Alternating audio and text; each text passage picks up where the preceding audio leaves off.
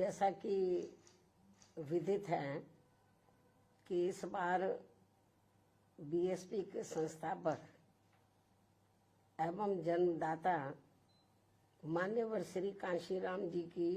जयंती को होली व अन्य त्योहारों के कुछ ही घंटे बीत जाने के बाद दिनांक 15 मार्च को खासकर यूपी व दिल्ली सहित पूरे देश में इनके अनुयायियों ने अपार संख्या में इकट्ठा होकर इसे विभिन्न स्तर पर मनाया है और अपने श्रद्धा सुमन अर्पित किए हैं, जिसके लिए पार्टी उनकी अति आभारी है। साथ ही होली सहित अन्य विभिन्न त्योहारों के बीच इस बार मान्यवर श्री कांशीराम जी की जयंती जिस अति उत्साह व जोश के साथ मनाकर उनके अनुयायियों ने अपनी पार्टी को हर स्तर पर मजबूत बनाने का तथा उनकी एकमात्र उत्तराधिकारी व पार्टी की राष्ट्रीय अध्यक्ष का अपने पूरे तन मन धन से साथ देने का जो संकल्प लिया है, तो उसने पार्टी को मजबूती देने के लिए मेरे हिम्मत व हौसले को कई गुना और ज्यादा बढ़ा दिया है, जिसे मैं अभी तक की तरह आगे भी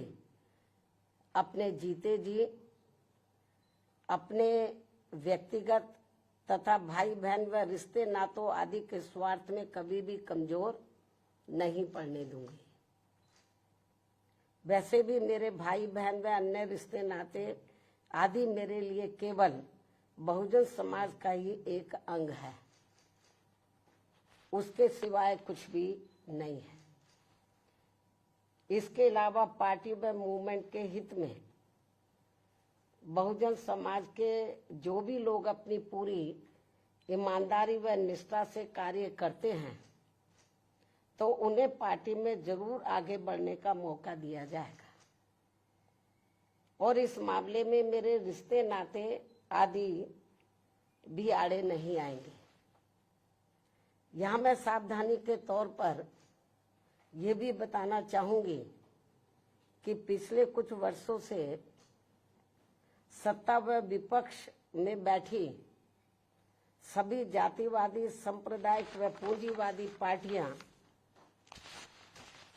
बीएसपी के विरुद्ध अंदर अंदर आपस में मिलकर बहुजन समाज की एकमात्र हितैषी पार्टी बीएसपी को किस्म किस्म के हथकंडों के जरिए इसे कमजोर करने की पूरी कोशिश में लगी है, क्योंकि यहाँ जातिवादी पार्टियों को खासकर सन 2007 में यूपी में बीएसपी का अकेले ही पूर्ण बहुमत के आधार पर सत्ता में आना अभी तक भी उनके गले के नीचे से कतई भी नहीं उतर पा रहा है और तभी से यहाँ सभी जातिवादी व खासकर दलित विरोधी पार्टियां किस्म किस्म के हथकंडे इस्तेमाल करके बीएसपी को कमजोर व खत्म करने में लगी है। इसी प्रकार बाबा साहब डॉक्टर भीमराव अंबेडकर के जीते जी भी इन्हीं जातिवादी पार्टियों ने इनके कारवां को किस्म किस्म के हथकंडे इस्तेमाल करके उसे कमजोर व खत्म करने का पूरा प्रयास किया था, जिसे बाबा साहब ने व बाद में मान्यवर श्री कांशीराम जी ने भी इनके मंसूबों को पूरा नहीं होने दिया है। और अब मैं भी अपने बहुजन समाज के बलबूते पर इनके इस मंसूबे को किसी भी कीमत पर पूरा नहीं होने दूंगी। ये मेरा पार्टी के लोगों को वायदा है, जिसके लिए मुझे अपने बहुजन समाज का हर स्तर पर साथ मिलना भी बहुत जरूरी है। और अच्छी बात यह है कि बहुजन समाज पूरे तन मन धन के साथ अब मेरे साथ खड़ा है। अभी भी खड़ा है। इतना ही नहीं बल्कि दलित व अन्य उपेक्षित वर्गों के लोगों को ये मालूम है कि ये लोग यूपी में बीएसपी की पूर्ण बहुमत की सरकार बनने से पहले यहाँ जातिवादी उच्च वर्गों के लोगों के सामने, यानी कि जो बहुजन समाज के लोग हैं, खास तौर से दलित वर्ग के लोग, यहाँ जातिवादी उच्च वर्गों के लोगों के सामने ना तो चारपाई पर बैठ सकते थे और ना ही उनके बराबर की कुर्सी पर भी बैठने की हिम्मत जुटा सकते थे। लेकिन सन 2007 में बीएसपी की अकेले पूर्ण बहुमत की सरकार बनने के बाद से ये सब अब काफी कुछ बदल गया है। अब ये लोग उनके बराबर में चारपाई व कुर्सी आदि पर भी पूरे सम्मान के साथ बैठ सकते हैं। ये जो बहुजन समाज के लोग हैं, यही है वास्तव में यहाँ सही सामाजिक परिवर्तन। यही है वास्तव में यहाँ सही सामाजिक परिवर्तन, जिसे मेरे नेतृत्व में बनी बीएसपी की सरकार ने लाया है। लोग सामाजिक परिवर्तन की बहुत बात करते हैं, लेकिन उसको धरातल पे कभी उतारते नहीं हैं। लेकिन मेरे नेतृत्व में सन 2007 में जब अकेले पूर्ण बहुमत की सरकार बनी तो इसे मैंने धरातल पे उतारा है, जिससे यहाँ यूपी में हमारे संतों, गुरुओं व महापुरुषों का काफी हद तक सपना साकार हुआ है, जिसकी वास्तव में पूरी देन मान्यवर श्री कांशीराम जी की है। और ये सब यहाँ समाज में परिवर्तन लाने के मामले में इतिहास के पन्नों में जरूर लिखा जाएगा। इसके साथ ही बीएसपी की सरकार ने ही यहाँ यूपी में इन वर्गों के लोगों को, यानी कि बहुजन समाज के लोगों को काफी हद तक अपने पैरों पर खड़ा किया है। अपने संतों, गुरुओं व महापुरुषों को भी विभिन्न स्तर पर पूरा आदर सम्मान दिया गया है, जिसे लोग कभी भी नहीं भुला पाएंगे।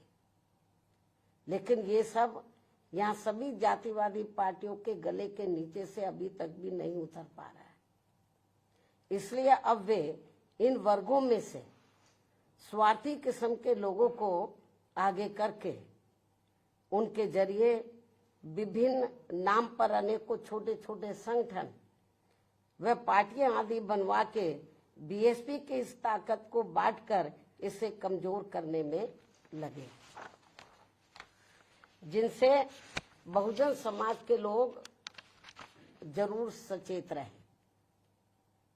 यही समय की मांग है और यही पार्टी व मूवमेंट के हित में इनका सही कदम भी होगा, यदि हमारे लोग सचेत रहते हैं। इसके अलावा यहाँ मैं ये भी कहना चाहूंगी कि देश के प्रधानमंत्री बीच में अपनी खुद की गरीबी का तो जरूर उल्लेख करते रहते हैं, लेकिन इन्होंने दलित व अन्य उपेक्षित वर्गों के लोगों की तरह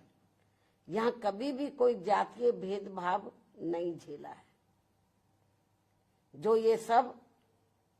हमारे संतों, गुरुओं व महापुरुषों ने समय समय पर झेला है, जिसे अभी भी इनके अनुयायी काफी हद तक झेल रहे हैं। इसलिए पार्टी के मिशनरी व परिपक्व लोगों से आज मेरी ये भी पुरजोर अपील है कि वे ये सभी जरूरी बातें अपने बच्चों व खासकर युवा पीढ़ी को जरूर हमेशा बताते रहे, जिनको तैयार करने की भी वास्तव में सही जिम्मेवारी इन्हीं लोगों की ही है। इस उम्मीद के साथ ही अब मैं पुनः होली आदि के त्योहारों के बीच में इस बार मान्यवर श्री कांशीराम जी की जयंती बड़े जोश व उत्साह के साथ मनाकर इनके अनुयायियों ने जो उनको अपना पूरा आदर सम्मान दिया है तथा मेरे साथ साथ इनके करोड़ों अनुयायियों का भी काफी हौसला बढ़ाया है, उन सभी का हार्दिक दिल से आभार प्रकट करते हुए अब मैं अंत में यही कहना चाहूंगी कि इस समय संसद सत्र चल रहा है, यह आप लोगों को मालूम है, जिसमें देश में आम जनहित के मुद्दों पर कम बल्कि अपने अपने स्वार्थ में राजनीति करने पर ज्यादा जोर दिया जा रहा है, जो ये अति चिंता की बात है। साथ ही पिछले कुछ समय से वक्फ बोर्ड पर भी